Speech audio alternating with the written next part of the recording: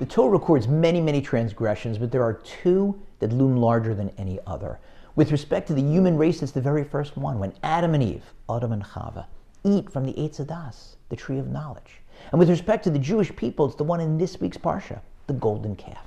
One commentator points out that those two sins stemmed from exactly opposite motivations. With respect to original sin, the very first one, Adam and Eve felt that they were a big deal. They knew that they had been created by God in His image. They knew that unlike all the creatures in the animal kingdom, they alone had free will.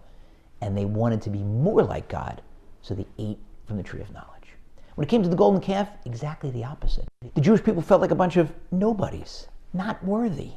Moshe was gone, missing. They miscalculated his time of return, or day of return from the mountain. And they thought he's no longer around. They said, what are we going to do without Moshe, without our intermediary to God? We, a bunch of nobodies, we can't have a direct connection to God. We need a new intermediary. So they built the calf, not to replace God, but to replace Moshe. And we have to be careful of both of those feelings. When we approach prayer, we can't say, I'm a nobody. I'm going to take the time to pray. God's not going to listen to me. It's simply not true. Of course He's going to listen to you, because you're His child. He's our Father in heaven. Every single human being is one of His children. Each one of us is like Commissioner Gordon with a bat signal. Just open your mouth and start praying, and it's like you're lighting up the sky, summoning Him, and He shows up and listens to your prayers. That doesn't mean the answer is always going to be yes. Sometimes it will be. If it is, great. If it's no, that's still best for you. It may be patient. It'll happen. It's going to take some time. It may be, you're asking for that, I've got something even better in mind. But on the flip side, you can't go into prayer thinking, I am such a big deal. I'm so close to God. He's definitely going to answer me. How do you know?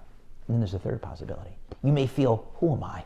I'm going to pray. I don't have any chance of getting answered. So instead, I'll get a great rabbi to pray for me, and then I'll be in. He'll definitely be answered. And there are some ads that uncomfortably prey on that feeling.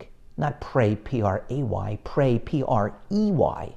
They'll say, and they may do wonderful work, but the ad uncomfortably will say, if you give a certain amount of money to this charity, a certain rabbi or group of rabbis will pray for you, and what you're looking for, it's guaranteed. You got it. Not true. There are no guarantees. Moshe himself didn't have any guarantees. At the very end of his life, when he's praying and praying to God to let him into the Holy Land, God says, not another word. The answer is no.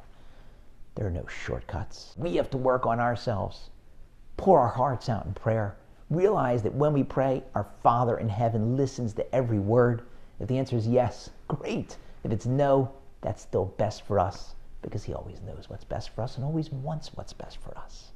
I never said thank you.